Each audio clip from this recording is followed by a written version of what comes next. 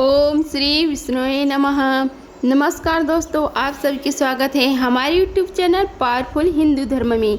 अब तक हमने श्री ज्येष्ठ महात्मा में कथा अध्याय 1 से लेकर कथा अध्याय 25 का रसपान किया है।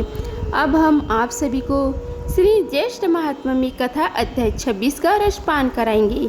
अगर आप सभी हमारी वीडियो को पहली बार देख रहे हैं तो वीडियो को लाइक कीजिए, चैनल को सब्सक्राइब कीजिए ताकि आने वाली वीडियो की नोटिफिकेशन आप सभी को मिलती रहे।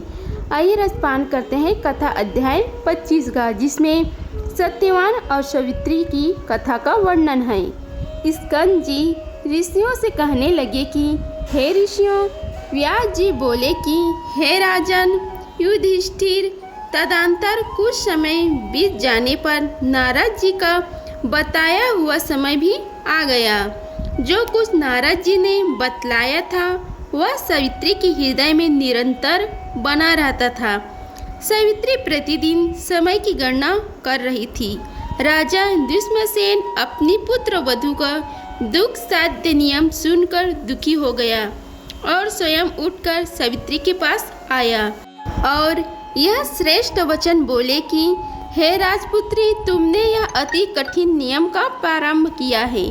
स्कंद जी बोले कि हे ऋषियों, 3 दिन का समय बहुत कठिनता से बीतने योग्य है, क्योंकि 3 दिन में अपने पति की मृत्यु का कारण जानकर इसी बीच में उस तपस्वी ने 3 दिन का नियम ग्रहण किया।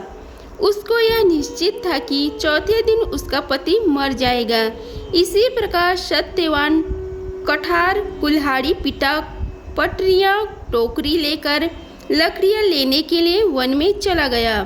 उस सत्यवान को वन में जाता हुआ देखकर सावित्री बोले कि हे मानंद, आज आप मेरे कहने से वन को न जाइए। यदि आप जाना ही चाहते हो तो मैं भी आपके साथ चलूँगी। हे प्रभु, मुझको इस वन तथा आश्रम में रहते हुए 1 वर्ष बीत गया है।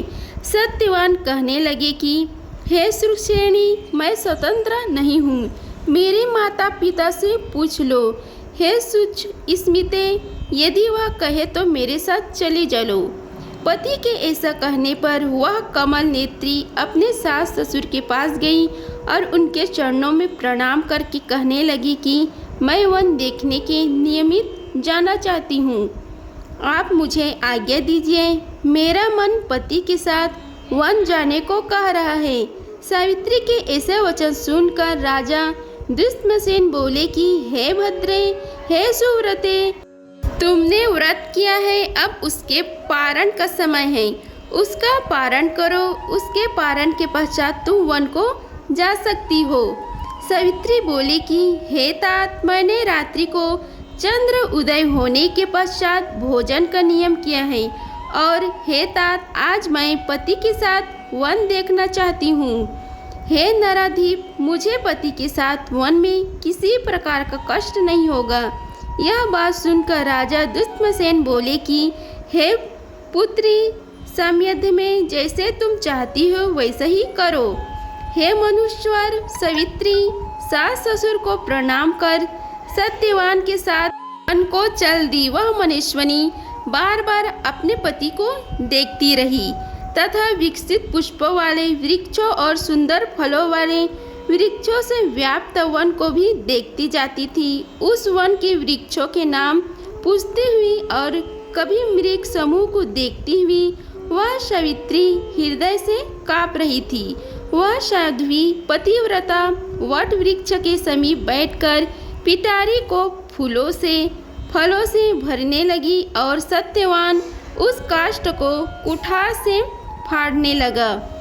इसी समय सत्यवान के सिर में वेदना दर्द होने लगी और वह सावित्री से बोला कि हे भद्रे, सूल के समान कांटों से मेरा सिर फटा जा रहा है। हे सुक्षेणी, हे सुव्रते, मैं तुम्हारी गोद में सोना चाहता हूँ।